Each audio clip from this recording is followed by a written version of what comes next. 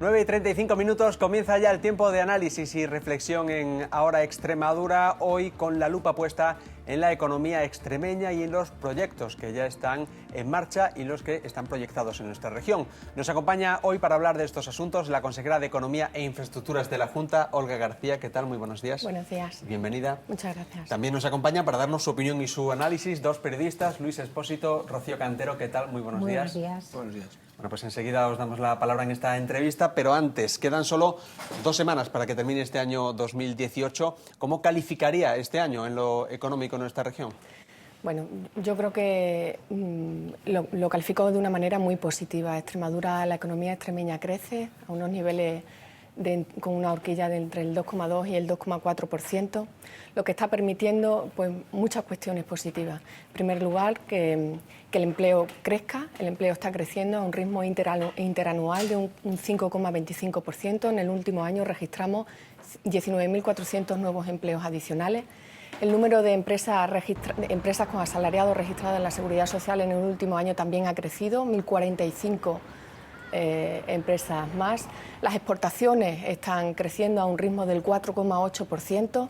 En septiembre registrábamos unos volúmenes de 1.500 millones en exportaciones y tenemos al alcance llegar a los 2.000 millones de euros en exportaciones cuando finalice el año. Y qué decir del turismo, ¿no? El turismo está batiendo récord. Siguen creciendo las pernoctaciones, siguen creciendo los visitantes. Alcanzaremos, yo creo que llegaremos a superar el 1.800.000 de visitantes y los 3,5 millones de pernoctaciones, con especial incidencia en los viajeros internacionales, ¿no?, que crecen a un ritmo del 13%. La construcción está liderando la recuperación del tejido industrial y también del mercado laboral. Crece el número de empresas inscritas en la Seguridad Social a un ritmo del 4,4% y los asalariados al 12%.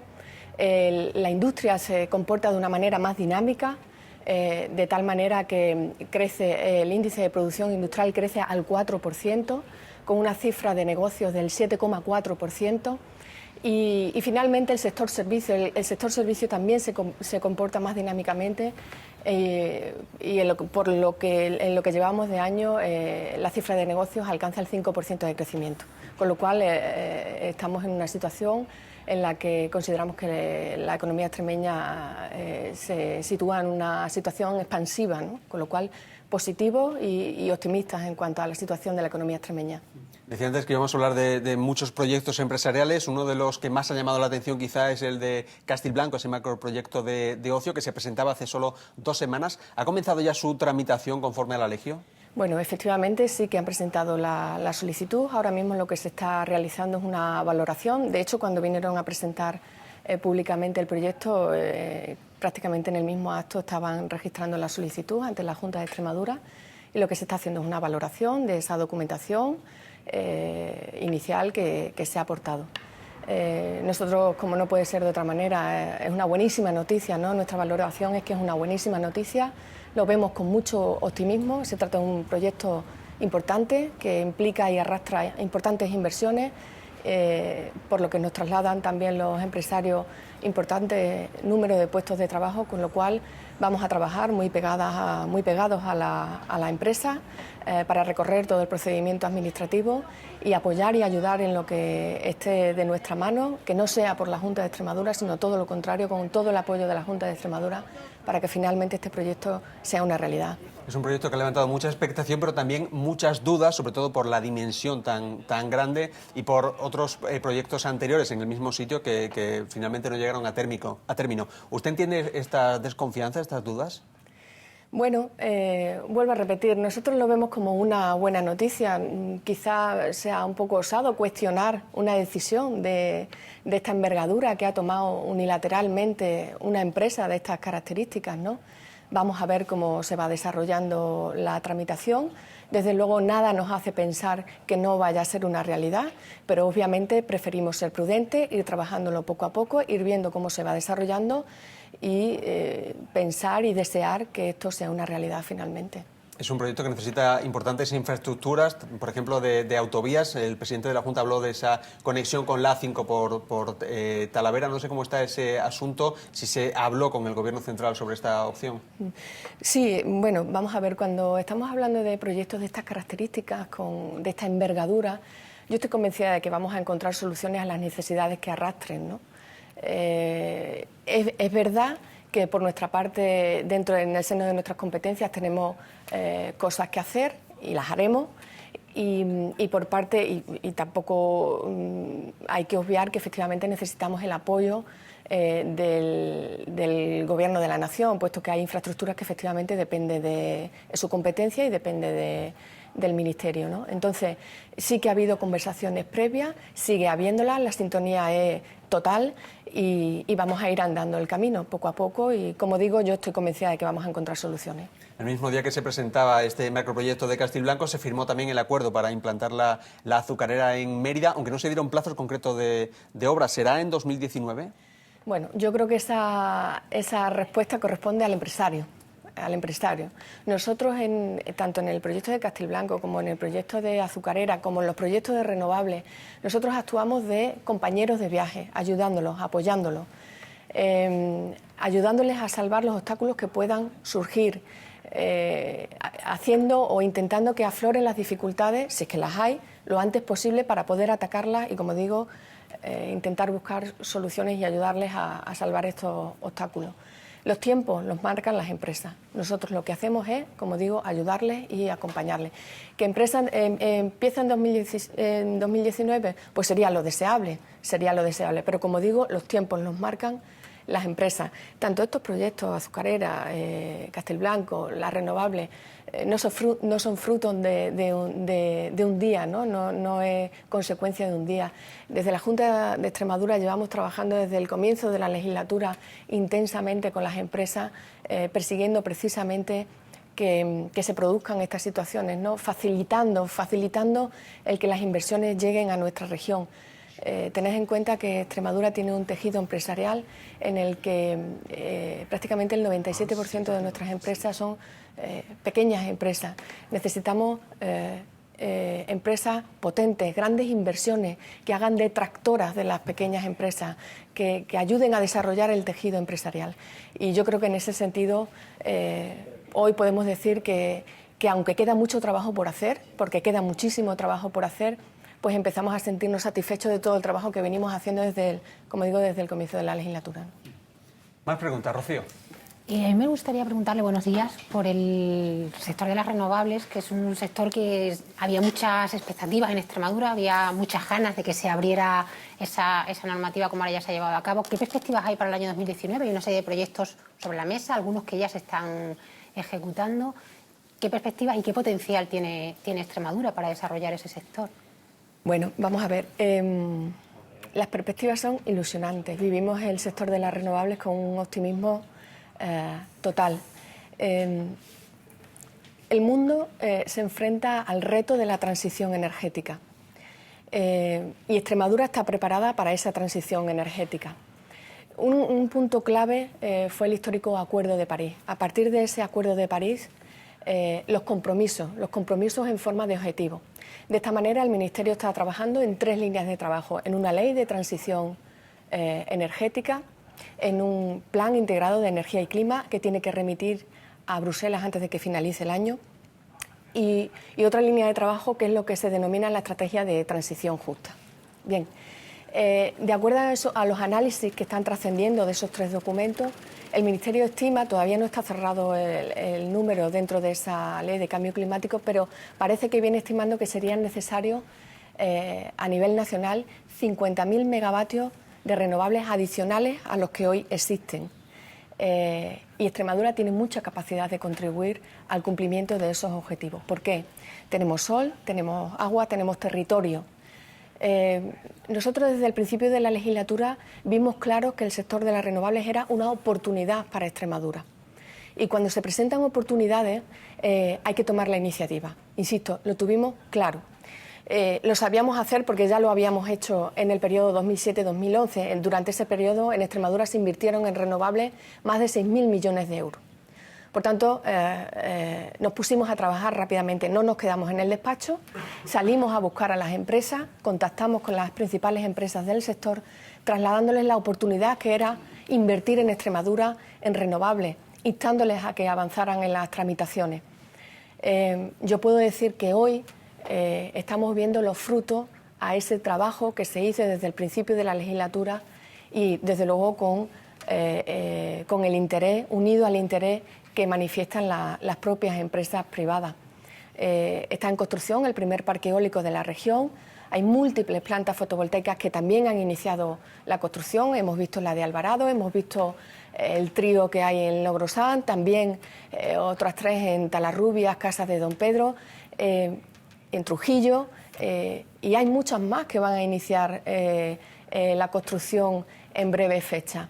Nuestras estimaciones, ¿cuáles son? En función de cómo vemos cómo avanzan las tramitaciones y también el interés y los mensajes que nos trasladan las empresas, pues nuestras estimaciones es que entre este año y el que viene calculamos que podrían iniciarse obras correspondientes a inversiones por aproximadamente 2.000 millones de euros.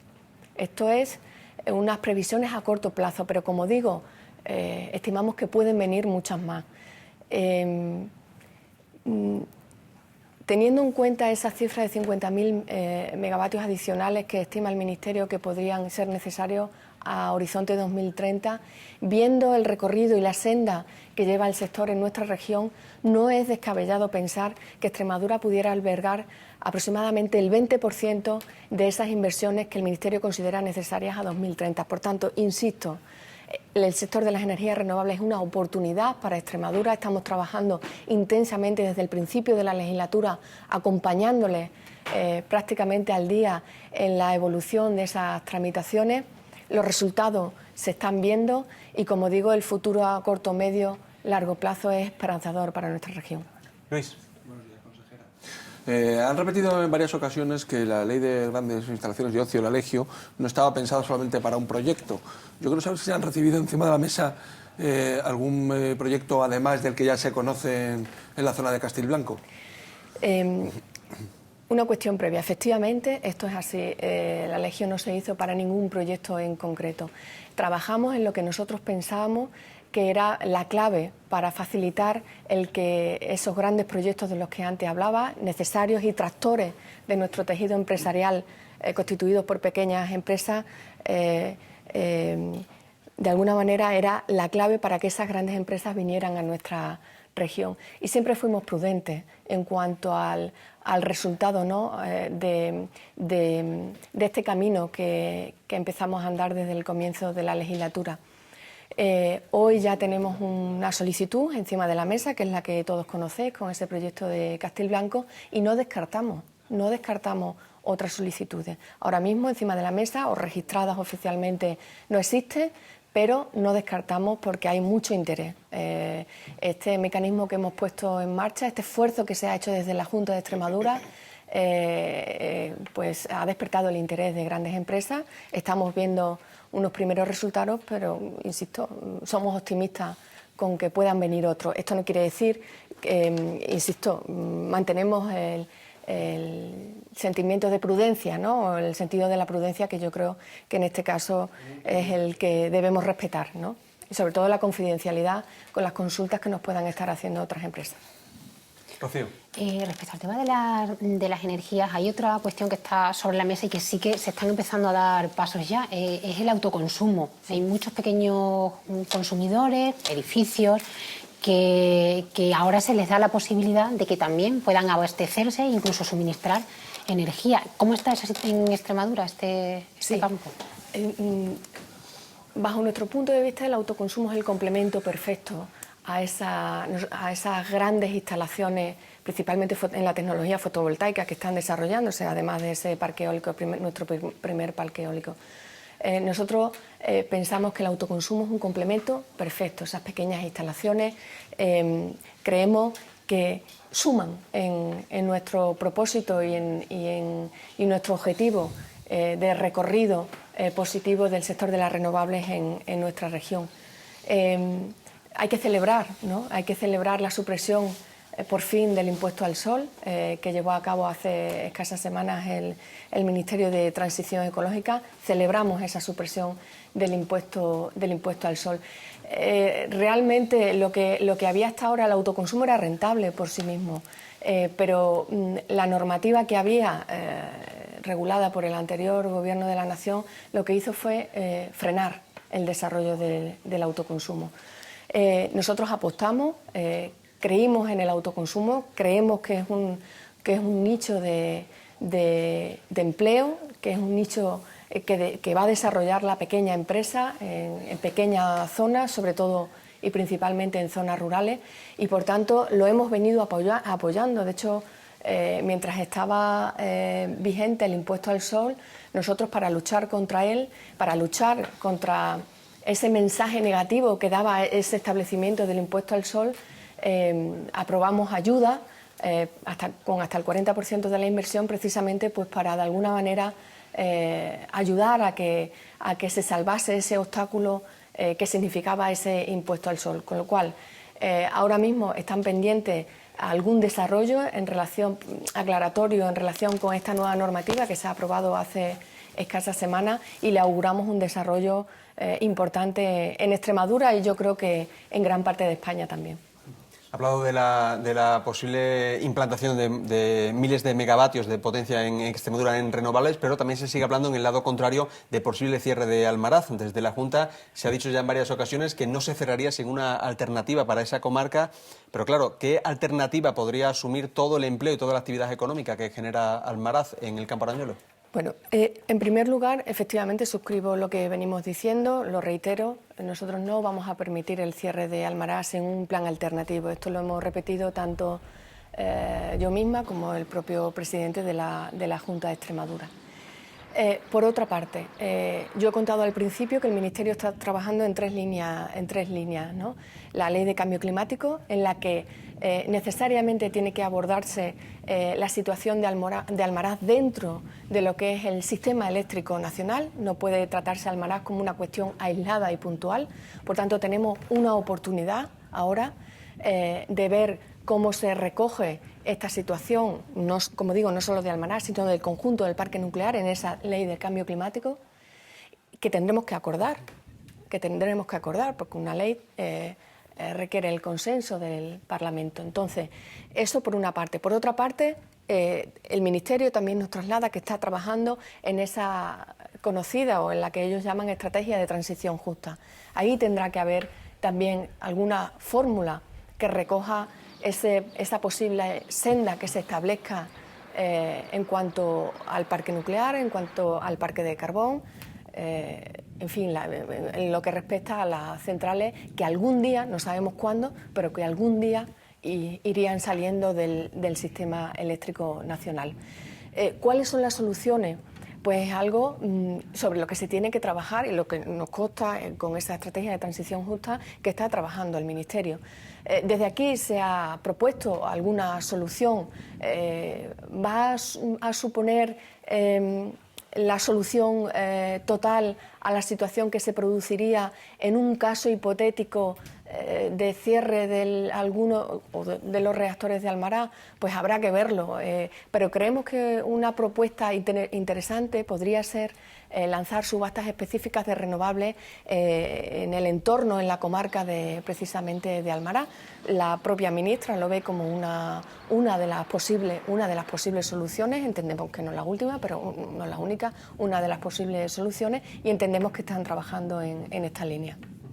Luis. Siguiendo con Almaraz, ya sabemos que las cosas del Palacio suelen ir despacio, pero yo no sé si hay un horizonte temporal para saber cuándo se va a tomar la decisión. Es decir, ¿se sabe en qué año, en qué momento se dirá, pues señores, Almaraz cierra en el año 2030 y hay que prepararse de aquí al 2030? Ha hablado de 3 líneas de trabajo. Yo no sé si esas leyes tienen una fecha de entrada en el Congreso, por ejemplo.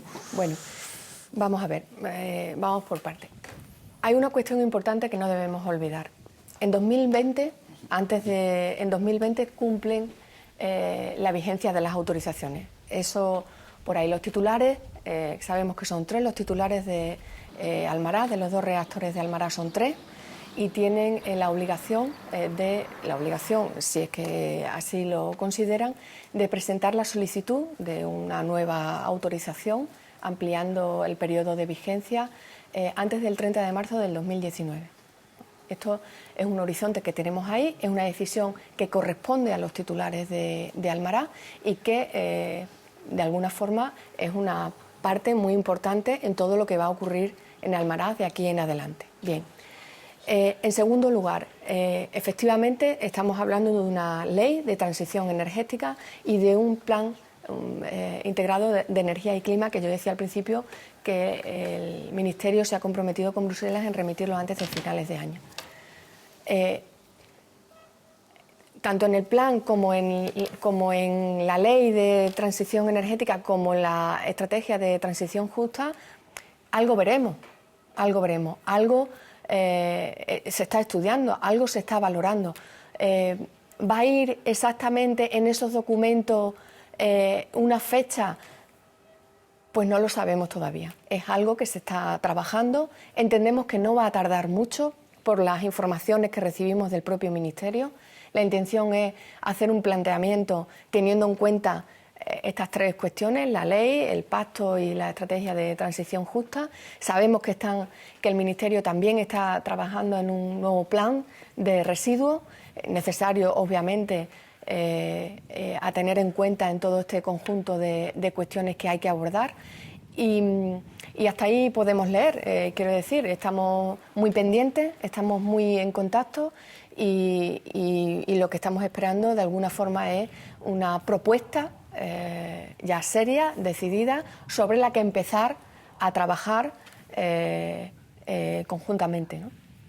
Y quería preguntarle ya para terminar por otro proyecto que ha generado polémica, el de la mina de litio en Cáceres. En los últimos días, tanto los grupos del Partido Popular como del PSOE en Cáceres han anunciado que llevarán el no a la mina en sus programas electorales. ¿Con este rechazo se puede dar por descartado el proyecto? Vamos a ver. En primer lugar, respeto total a las posiciones políticas. Respeto total y absoluto a las posiciones políticas.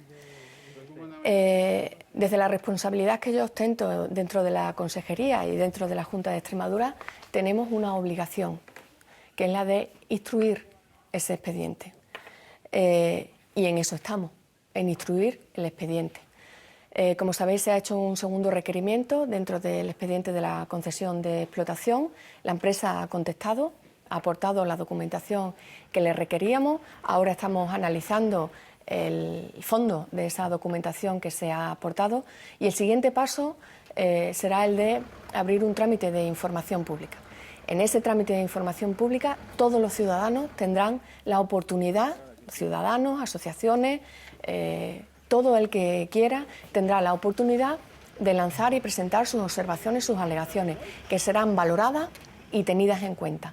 A continuación, en paralelo, de una manera simultánea, se recaban informes a todos los organismos que se considera que deben informar sobre el expediente, pues la confederación correspondiente, el órgano ambiental, patrimonio, en fin, todo el conjunto de organismos que se considera que deben informar el expediente. Una vez que se recaba toda la información necesaria del expediente, el siguiente paso es trasladar el expediente al órgano ambiental para que emita lo que en este caso la declaración de impacto ambiental que corresponda, teniendo en cuenta toda la tramitación que se ha hecho hasta ahora. Por tanto, hasta ahí podemos leer. Nosotros tenemos la obligación de tramitar el expediente y haciéndolo de una manera rigurosa, tal y como nos exige la propia legislación de mina, que no solamente vela por los intereses de una parte, sino de todas las partes, tanto del promotor como de los defensores del entorno y de la ciudadanía, ¿no? Y todo ello se pone en común y se emiten los informes técnicos que corresponden. Y cuando se emiten los informes técnicos que correspondan, pues entonces sabremos si el expediente y la concesión tiene viabilidad o no la tiene. O sea que habrá que esperar, por tanto. Eso es. Pues Olga García, consejera de Economía e Infraestructuras de la Junta de Extremadura, muchísimas gracias por estar este lunes con nosotros en Ahora Extremadura. Muchas gracias a vosotros.